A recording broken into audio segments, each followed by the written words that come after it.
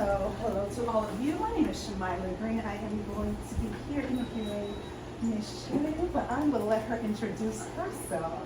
So, okay, I didn't know if you wanted to say anything about you so they know who you are. Okay. Yeah, you at should. the end. No, At the end? Yeah. Okay. Awesome. So I am a journalist, media executive. I've worked for over 20 years at various places, including CBS News, NBC News, Yahoo News. And so I decided to take some time off to write this book. And so that's who I am. So I'm really thankful that all of you are here. And I hope that you find it useful and interesting for you. So, what was the motivation behind, could you hold up your book, Power? Yes, so the motivation behind Power, the Rise of Black Women in America, I was at a work event in 2016, and it was in New York City. I live in New York, so it was in New York City, and there were people from different media companies, because that is my career, and there was a middle-aged middle-aged white man who used to be one of the head editors at Newsweek. And I like to say when Newsweek was Newsweek, so some of you know what that means in terms of buying the weekly magazine, the Time magazine that I love reading those actually. And he was saying something about the state of the country. And I don't remember exactly what he said. What I do know is that my response was visceral. And I said, what do you mean? This is the best time in America to be a Black woman. And he looked at me like I had 5 heads. He didn't say anything. Now, part of me obviously understood why he looked so chagrined. And that was because Trump was president-elect and he ran this xenophobic, misogynistic, racist, everything you think of, all the isms, campaign. This is also after Trayvon Martin, the first wave of the Black Lives Matter movement, Eric Gardner, Michael Brown. And so there really was this sense, if you all remember, that the United States was like going over like some cliff, right, for a real cliff. So I understood all that. The thing is that the way I took it was he could not understand how I could be proud or confident in or happy to be or have joy about being a Black woman. I mean, that's how I interpreted his look and kind of surprise. And so when I went home later, I did a Google search, so it was very scientific. And I searched Black women and I searched African American women. And I just was curious to see what would come up. I've never, used that as a search term, just those before, because I don't know who I am. And so what came up and this is from academia, the media, random surveys, everything was about the lack of Black women. So that means the lack of good health outcomes, the lack of money, the lack of joy, the lack of jobs, like the lack of mates. And one study even said, I don't know how scientific this study was, but it was something like it looked at the desirability of women. So men were picking who they found most desirable out of groups of women, and Black women were dead last, right? So even in desirability, we're coming in last, lack of everything. And I just looked at that and I thought about myself and I thought about all the Black women I know, my family, friends, colleagues, and I was like, nobody thinks like that. Feels like they're the least, we may be aware of what's happening, but that has also nothing to do with how we may see who we are and where we come from. And so that's when the seeds of this idea started. And a few years later, I started on this journey. So that's why I wrote the book. Awesome. So why do you think the message and the data share in your book is needed at this time? One of the things, I think we'll get to it later, a little bit later, but one of the key things that I wanted to do was not just tell a story about me and my 5 best Black friends. You know, some people look at this and they think it's a story about my life. It is not at all. And in fact, I didn't want myself in it at all. As journalists, you typically don't like to be the news story. Though people and my family and elsewhere really encouraged me to put some stories of myself in there. But really, it is, the idea for me was to ground it in data. That everything I'm saying, so when I say power, the rise of Black women, it is not aspirational. It is not a wish. It is not like, I hope we can get there one day. It is a fact. And so I looked at 2 key sets of data. Again, we can talk about it in more detail later. 2 key sets of data. One is 80 years worth of U.S. Census data from 1940 to 2019.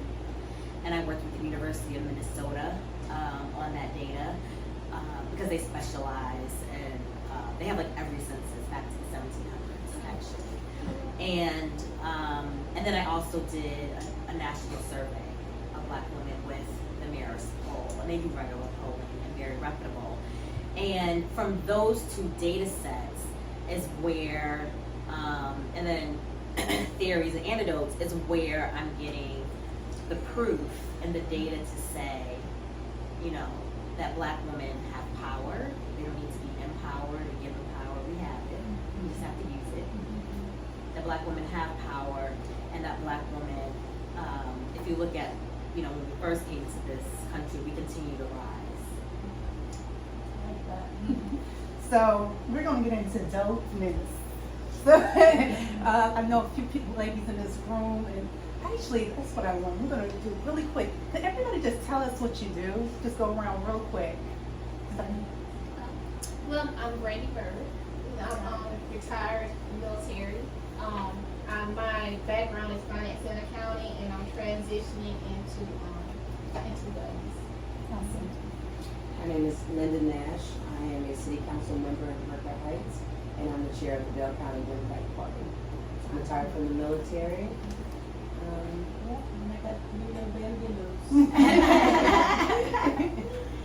My name is Ari. I'm currently a radiation therapist here in Austin, so treating cancer patients, and I specialize in stereotactic radiosurgery. Thank you both for your service. My name is Andrea McKenzie. I'm the director of student life at a private school here in Austin, and so I oversee all of the student programming for the lower school. I'm Haley Brown. I work in Black breast cancer and Black breast health education. There's such a thing. Yes. Take a bag. They have, Gotcha. well, that's part of what Yes. they have there. No. So you should, Yes. yeah, when we wrap up, it's very interesting, Yeah. actually. Yeah, yeah. Hi, I'm Tina, and I'm an events coordinator at UT Austin. So I love planning events, but I also love coming to support community events like this. Awesome. Thank you. Thank you. Okay, back to dopeness. So what does dopeness mean to you when describing Black women as a collective? So I talk about this idea in the book where, you know, Shemaya was saying, where I refer to the dopeness of Black women. And what I mean by that is that first, I'm saying I'm not so certain about the phrases Black girl magic or Black girls rock, because I'm not sure what it's based in. And I know it's something we all say a lot of, and that's better than saying other things we could say about ourselves, so I will say that. I'm not saying it's not a positive thing, but what does it really mean? And in some cases, you know, it could be more about convincing ourselves or convincing others than being rooted in the knowledge of that magic or that Black girls rock. And so dopeness, well, let me take a step back. Dope, right, is illicit drugs. And then somewhere like in the 80s, 90s, it became in inner cities, right? right, across the country, it came to mean something that was to be envied, admired, special, something, you wanted to have or to do, someone you looked up to. So when I say that Black women embody dopeness, what I'm saying is that we are to be admired, we are to be envied, we are to be emulated, we are something to be put up on a pedestal, is what I'm saying. And so there is meaning behind, because we know, like, that's dope, right? You know what that means when someone says that, and you always say it in a certain kind of way, right? Whatever it is you're talking about. And so essentially that's what I'm saying about Black women, to ground it in something that is important and relevant in the Black community. So from your research, how does the United States skew the perception of Black women? So, as I shared with you, there were two big chunks of data that I use that's new for the book, as well as other research data. And so one of the things, I'll talk about the census data primarily, because time is short. But one of the things, as I said to you, is that I wanted to be able to say power, the rise of Black women in America, because I was, like any scientist, was trying to prove my gaze, how I saw Black women, which is dope. Which is when he was like, this is when I said this is the best time in America to be a Black woman, and the gentleman looked confused. It was, can I prove that? And so I'm happy to say I did. Congratulations. Thank you. Because it would have been, yes. Hey, I take that, because it would have been a different book. Like, we are working towards that, no, this, no. But, so I looked at 80 years of U.S. Census data, 1940 to 2019. And so, especially for those of you women who work with the breast cancer awareness around Black women, the way when you look at studies or anytime any group is evaluated, you are always compared to white people, particularly white men, as the standard, right, in every category, even though, Asian men make, more money than everyone.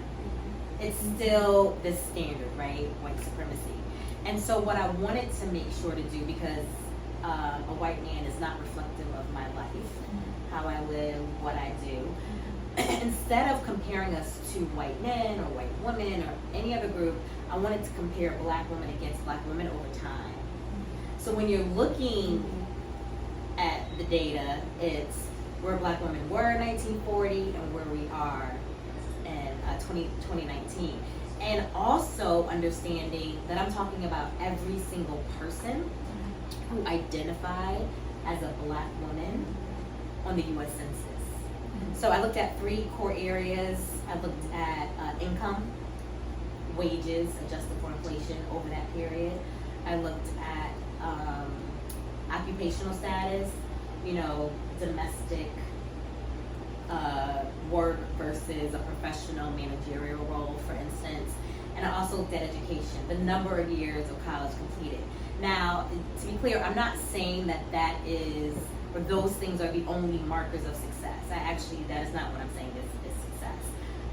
But I wanted to have the data to be rooted in something that makes sense to a Western capitalist society. And we all understand that those 3 things matter, right? And they matter to us in many ways too, because we ask the same questions. Oh, was she coming? Oh, okay. Oh, she like everybody.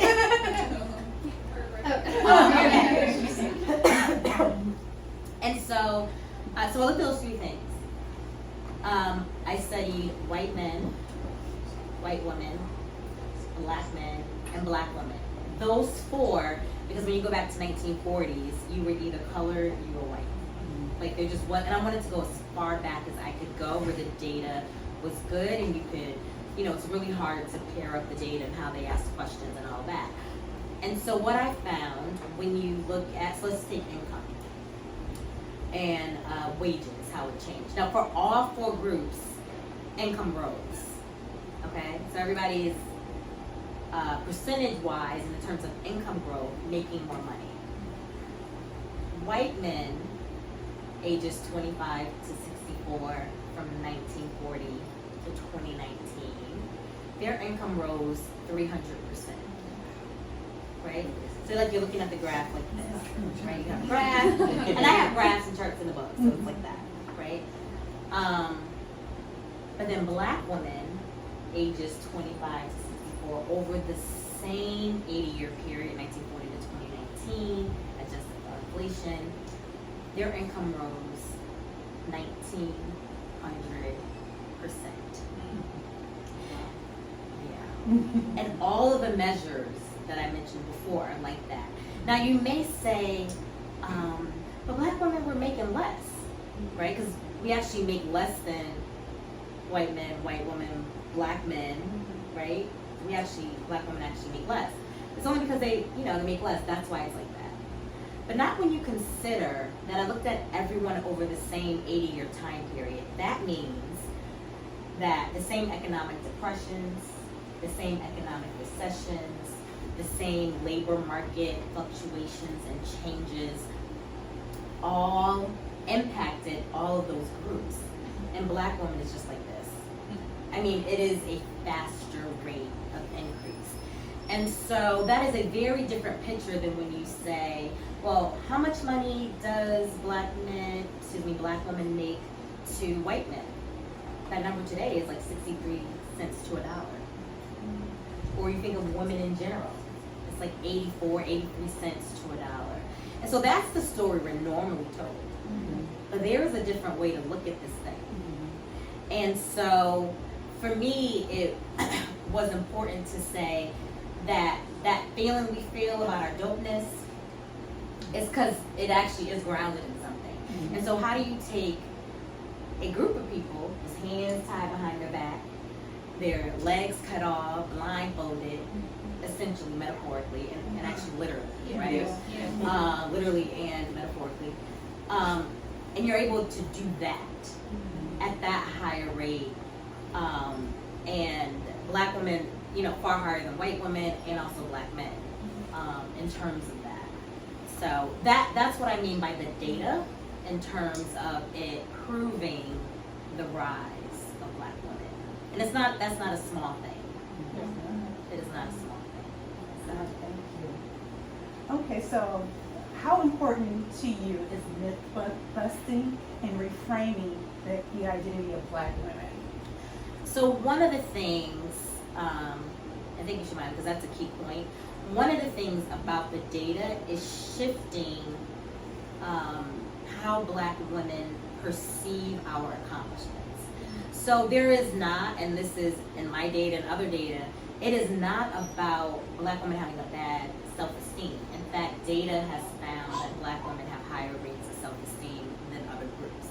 My own survey found the same thing, right? Like 8 out of 10 black women are like, yeah, I have high rates of self-esteem. So it's not about that because we as a group, black women have taught ourselves how to value ourselves, that we're dope, right? Which is why you guys nodded when I was like, the dopeness of black women. Like it made sense to you, right? But what is not understood or known is the data or the concrete details, and that it's more than just a story we pass on, that it actually is fact. And so in knowing that information, how does that change how we operate? How does that change how we think about our power? And how does that change how we use power and think about our ability to use power? And so that is, so the idea of that is all about reframing. So framing is an idea used in many fields, but the idea of every person is in the world and how they see themselves, how they see where they are in the world is all a makeup of how you grew up, where you live, your friends, your interactions. That's your framing. And so there is a certain framing about what black women can do that exists in large society, and also what we pick up on, even though we know we're dope. And so my thing is that this information reframes how we see ourselves. That we've been listening to the wrong narrative or the wrong story. And so, or one that just isn't true, or one that, I should say that one that is true, but there's another way to look at it. And I'm saying that's a much better way to exist in the world. And so that's the idea of reframing. And Black women actually since for a very long time, but definitely since after the Civil War, have been engaged in what's called myth busting. Black women, when I realized this, I just started crying because when I was working on the research, because my sense of wanting to say this is who we are is such an old thing. Black women have been doing this for a long time. Particularly, I was able to trace it back to after the Civil War. So there was this one Black woman, and I just want to read you a portion of it. There was one Black woman who I mentioned. Her name is Catherine Tillman, and Catherine, in 1894, put together an essay that listed every Black woman who was professional. Again, I don't think she was saying that's your only worth, but she was saying this is what society says is important. And so she's writing, she writes her facts, her way of myth busting, because a Black man had actually said to her that Black women, this is in 1894, that Black women do not help the Negro race, haven't done anything to uplift the Negro race. That's what she was told, which is what made her do this.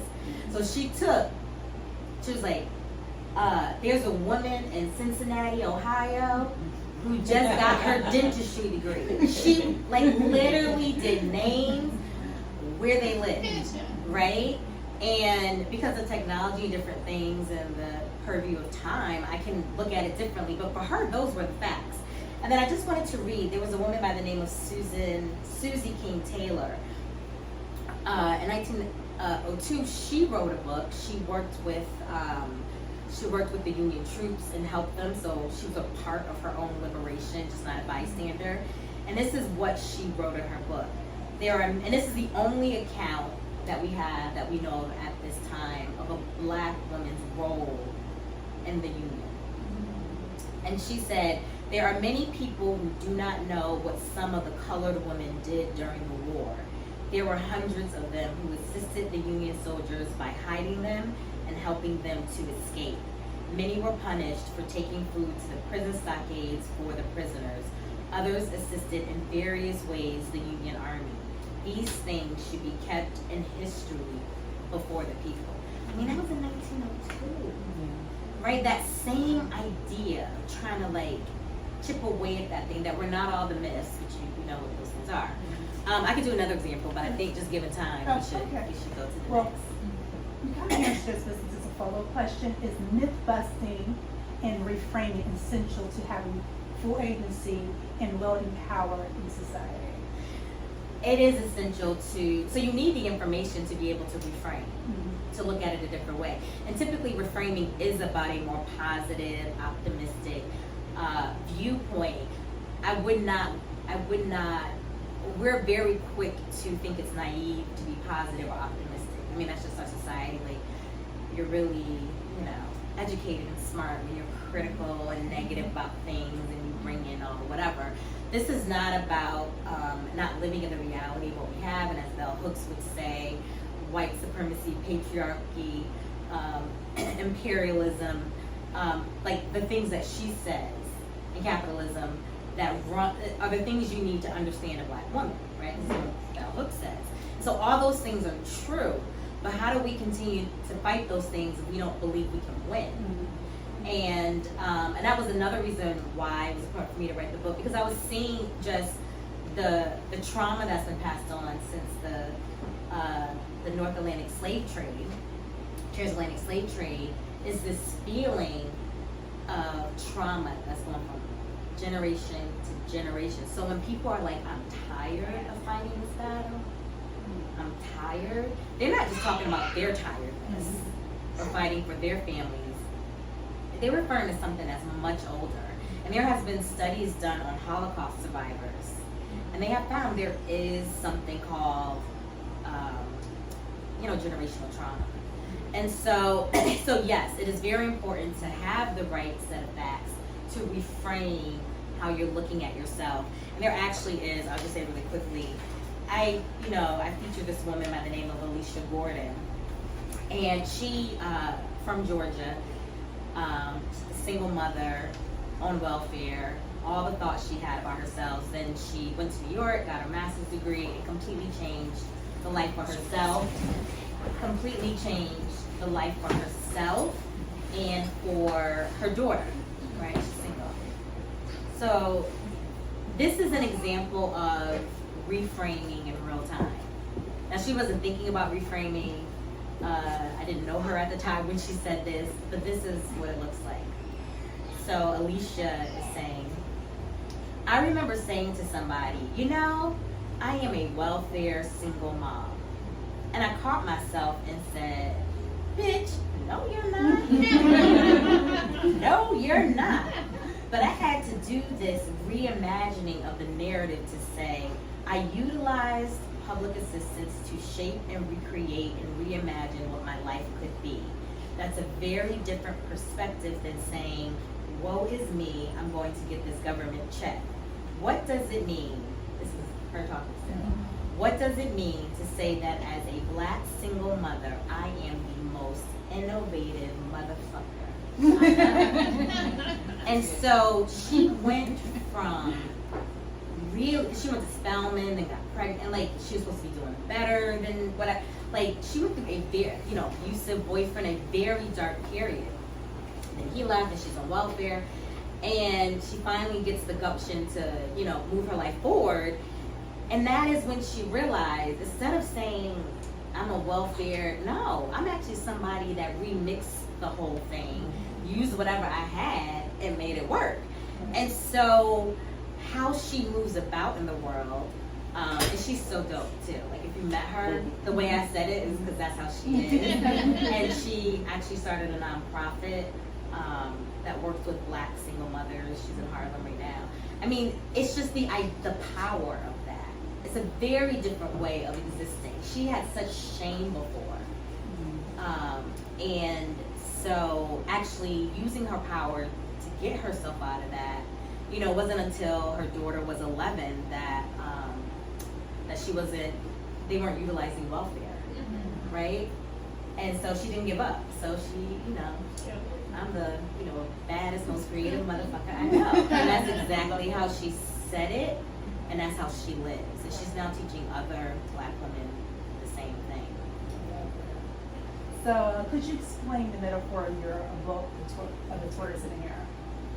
So in the book, I talk about the tortoise and the hare. You guys all know that Aesop fable. Essentially, there's a race, and the tortoise is slow, but the hare is fast. But the hare is super arrogant, and it's like, I can beat you without even looking or doing anything. And so he goes and takes a nap, and then he loses the race. Okay. And so I use that analogy to look at Black women, where Black women are the tortoise. Now, I'm not saying we're slow. We're not slow. But the things that drag us down, the oppressions and all of these things, and how we came to this country, those are the things that are holding us back. And the hare, I actually use it in two separate places. It can either represent society, or it can represent white men in particular, because of the data I told you about, the 80 years worth of data, where I looked at wages, considering inflation, where I looked at occupational status, like professional managerial roles, or looking at the number of years of college completed. Black women, how should I say? I don't want to say the word beat because it's not about the competition, but Black women's rate of increase far outshone white men in every category. And so it wasn't every category for white women, and it wasn't every category for Black men, and most of them at all. But for white men, so I look at it as a white man be like, I've been a da-da-da since day one, and Black women are like going after the thing, right? And so the importance of continuing that persistence, that they're like where we are today, as you all know, is not by happenstance. So when we feel tired of the process, if we don't keep moving forward, the country, our rights regress, and we see that happening. It is not we don't have the luxury until we get there, and we also have the responsibilities of our foremothers, you know. And you think of someone like Harriet Tubman, she sought freedom. Nobody told her to get free. She actually walked to freedom 15 years before the Emancipation Proclamation and the Civil War. She did not wait for the Union troops to go through Eastern Shore of Maryland. And in fact, in a autobiography, Harriet Tubman said that her brothers went with her. 2 of her brothers went with her on that first journey. And they turned around and went back to slavery because they were afraid. So everything you know about Harriet Tubman, that she had those fainting spells and all that stuff, just think about, where did she get that from? And where does she have that hope, that drive, that like, I'm actually not what they're calling me, I'm free. And then this is the thing that is super important to me, which is when she got free, one of her first decisions she ever made on her own, well, she made, that was the second. The first, I believe, was when she decided to keep going and then go back with her brothers. Because that had to be scary to do that by yourself, right? And I went and like looked at the map, and so the thing is, because she was on the Eastern Shore, she had to go to Pennsylvania. So she had to cross Delaware, it because of where Maryland, Eastern Shore is, it was super far. Like if she was in another part of Maryland, it could have been closer.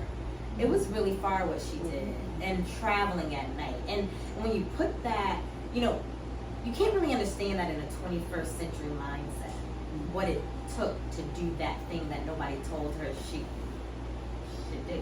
Because I'm scared of the dark. Right? I would have been like, you know. And I'm sure that's like, that's crazy. Can't nobody do that, you know. Yeah, and they were afraid of being caught too, right? I mean, there were a ton of fear, even beyond the darkness, like the real fear of being caught and brought back. And so, but the second decision she made, which I love, is she decided to go back and free other people. Risk. Her first real decision free was to risk the freedom she just had got for herself. I mean, that is, you know, we talk a lot about Harriet Tubman, but that is not a usual story. Nothing about that. And that's what's running through our blood. Nobody has to tell us to be free or to use our power. Oh yes, because we were trying. It's 6:17. Oh, we should do Q&A. Okay. All right.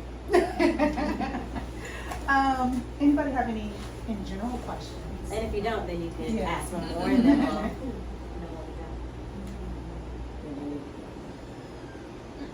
we'll Okay.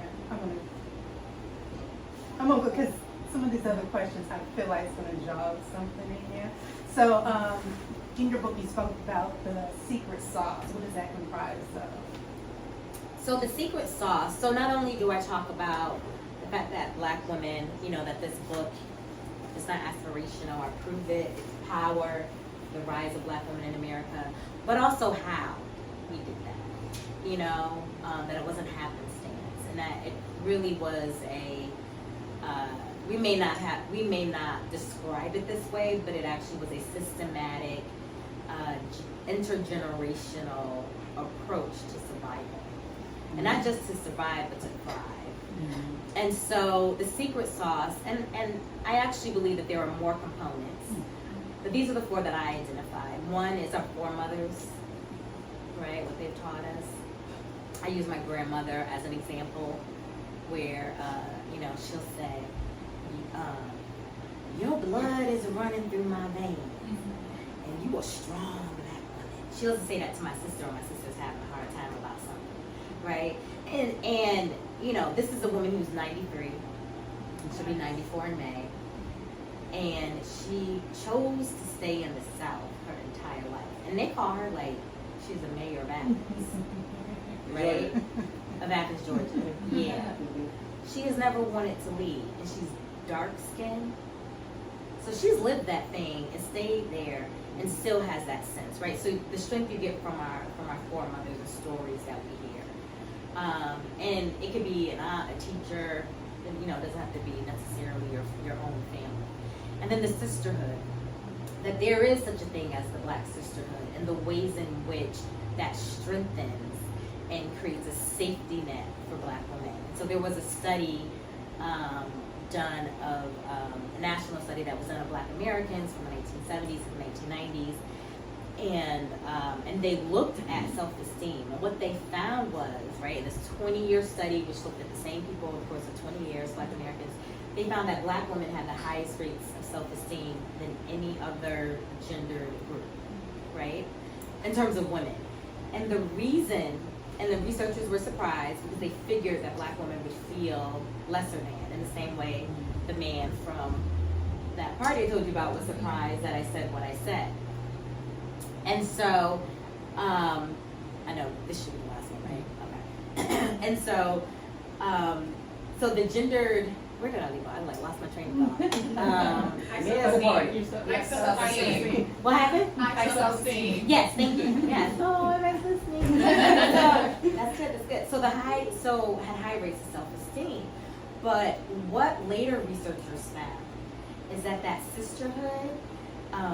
You ever hear somebody in your family or your friend or someone say, well, you know, the rest of society, they gonna think your butt's too big, you're too fat, your hair is this, but you look gorgeous, or you're this, or that you are something, or you are special, right? And so that created for Black women this safety net. So when they're out in the world, they're not looking for validation from anybody else. You know, and one example that they use in a study is that if you compliment a Black woman, it means something completely different if a Black woman says it to you, like you actually care versus someone else. And so that kind of centering is why you don't have, it's not the same story about Black men. They don't do that in the same way that we naturally do. Black mothers and grandmothers and teachers and aunties were saying, this is how I'm going to protect you in the world. Remember, when you go out this door, they're not gonna love you like I love you, right? Like those kinds of stories. And my survey bore that out too in terms of how much Black women trust Black women. I mean, like 8 out of 10. Like, and you know, how much Black women believe in the sisterhood. You know, it's kind of like when you can go anywhere, you just catch a Black woman's eye, and it's kind of like, hey. And like, it doesn't matter where you are. Right? Like you just have that experience. The third thing is faith. You know, Black women, and this is data from the Pew Research Center, the Gallup poll that has been done for decades, found that Black women are the most faithful, I'm talking about in terms of religion, primarily Christianity, than any other group in the United States, than any other group. They'll go to church more. I mean, just go to any Black church in America, you'll see that. But they go to church more. They will tithe. They believe you turn to your faith in hard times. Today, that is shifting in terms of the younger generation, in terms of reaching into African spirituality. So it's shifting in a sense, but it's still Black women seeing themselves as part of a larger story, right? And then finally, in terms of the secret sauce, is creativity. And Alice Walker, in her book, she talks about creativity and how she would think about all of the enslaved, all of the creativity they could not express, the Picassos that were there, the music, like all the ways you could think of artistry. But she talked about her mother's garden. And her mother had such a beautiful garden, even though they were very poor and had to work in the field. Such a beautiful garden, people would drive all around to come see her mother's garden. And years later, Alice Walker, reflecting, realized that creativity is something that Black women have. So my mom was like the best cook. And she could take something and be like, oh, that's a little rosemary and this and nutmeg. She can taste it all. I didn't realize that was her creativity. And so even though Alice Walker's mother had nowhere to put her creativity, she had her garden. And it was why I believe Black women, right? You got your necklace, your earrings, like it's just, you just naturally do that.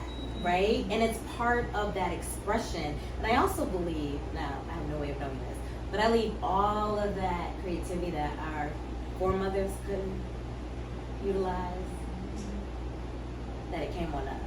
And it's why we have so much in terms of dance and art and the way we dress and the way we carry ourselves. But there's like this thing about it, you know? And also the creativity of taking care of your families when, you know, make $1 out of 15 cents.